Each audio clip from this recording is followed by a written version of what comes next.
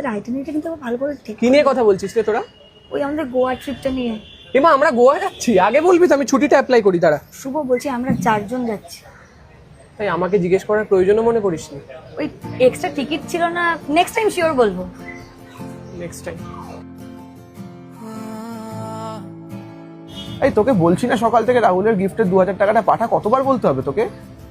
রাহুলের গিফট আমরা সবাই একসঙ্গে দিচ্ছি? হ্যাঁ কেন, কাল রাতেই তো হোয়াটসঅ্যাপ গ্রুপে বললাম, দেখিস না নাকি? ও তোকে ওই গ্রুপটা অ্যাড করা হয়নি না? করে দিচ্ছি না, it's okay. করে দিচ্ছি It's okay. পাঠিয়ে দে। আমি নিজেই দিয়ে দেবো কিছু একটা।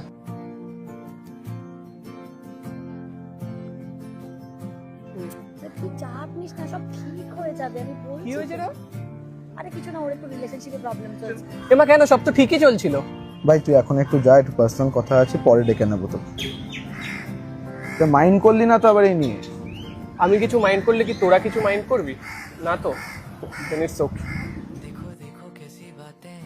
দাদা আমি না আজকে আইপিএলটা দেখতে যেতে পারবো না, আমার একটা কাজ পড়ে গেছে। তুই কি আর কি মারছিস নাকি? এখন বলছি এটা ভাই, এটা আইপিএল এক্সট্রা টিকিট, তুই যাবি? Extra ticket? না রে, তোরা যাই হবে আনাদার প্ল্যান। তুই আবার আমাদের কাছে প্ল্যান বানাতে কবে থেকে শিখলি রে? তোদের ছাড়া প্ল্যান বানাতে শিখিনি।